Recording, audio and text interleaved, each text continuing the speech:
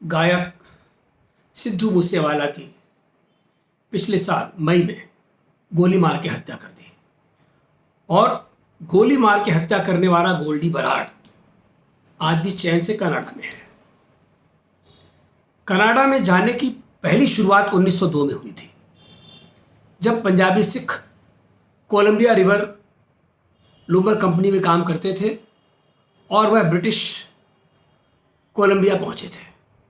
1903 में दक्षिण एशिया में पहली बार बड़ी संख्या में पंजाबियों का वहाँ जमावड़ा हुआ और उन्होंने काम करने की निगाह से वहाँ कार्य करना प्रारंभ किया।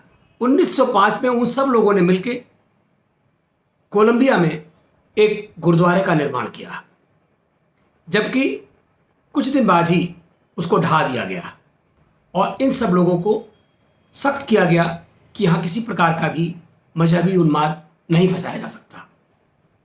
लेकिन 1911 में ब्रिटिश कोलंबिया में बना सबसे पुराना गुरुद्वारा, जिसे नूर सिख टेम्पल कहा जाता है, गुरु सिख टेम्पल कहा जाता है, वह 2002 में कनाडा का राष्ट्रीय ऐतिहासिक स्थल नामित किया गया। यानी कि 1911 के पहले तक नक्सली हमलों में मतभेदों से वह सब घिरे हुए थे, लेकिन उन्होंने बाद में एक शेल्टर पाना प्रारंभ किया और ये एक बड़े स्तर पे, चाहे उड़ता पंजाब आया हो, पंजाब को उन्होंने बर्बाद करने की साजिश की, नए स्मगलिंग के जरिए, एक ऐसे कारोबार के जरिए उन्होंने इस हिंदुस्तान को बर्बाद करने की साजिश की। श्रीमती इंदिरा गांधी की शहादत भी उसका एक उदाहरण है। यद्यपि आतंकवाद से ही राजीव गांधी की भी शहादत हुई, लेकिन उससे कांग्रेस ने कोई सबक नहीं सीखा, क्योंकि कांग्रेस इंदिरा गांधी की शहादत को भी भूल गई, राजीव गांधी की शहादत को भी भूल गई। इस देश में कितने नौजवानों को, बेअंत सिंह की भी शहादत को भूल गई जो वहां के मुख्यमंत्री थे। इन सब को भूल करके उसने आतंकवाद को प्रश्रय देने का काम सदैव किया, क्योंकि किसी तरह से भी उनकी सिर्फ और सिर्फ व्यूह रचना विदेशियों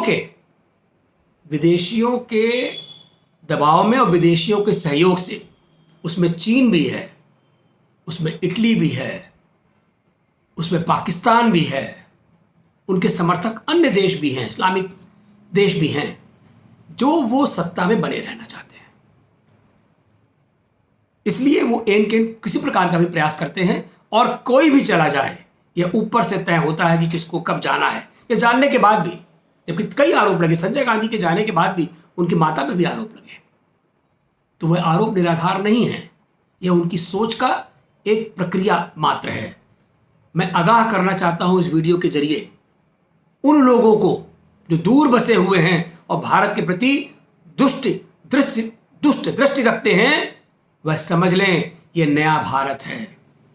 ये नया भारत है। 140 करोड़ भारतवासियों से पंगा मत लो, पंगा मत लो। यहां मोदी जैसा शासक है जो इस प्रकार की सोच रखते हैं कि निर्मूल सफाया करना है आतंकवाद का। वैसे भी मेरा सभी सिख भाइयों से अनुरोध है कि आप सब ये समझ लें कि जो पंजाब का सबसे बड़ा हिस्सा था वह पाकिस्तान में चला गया है। 1/4 हिस्सा ही भारत में बचा है, शेष है। तो आप सबकी जो मंशा है, जो इच्छा है आतंकवाद या खालिस्तान बनाने की, तो वह पाकिस्तान से जाके मांगिए। पाकिस्तान में जो सबसे बड़ा हिस्सा आपका चला गया है, वहां खालिस्तान मानिए। पाकिस्तान और खालिस्तान आपस में मिलकर के रह भी सकते हैं, लेकिन हिंदुस्तान की तरफ कुदृष्टि मत डालिए, वरना आने वाला अंजाम और बुरा होगा।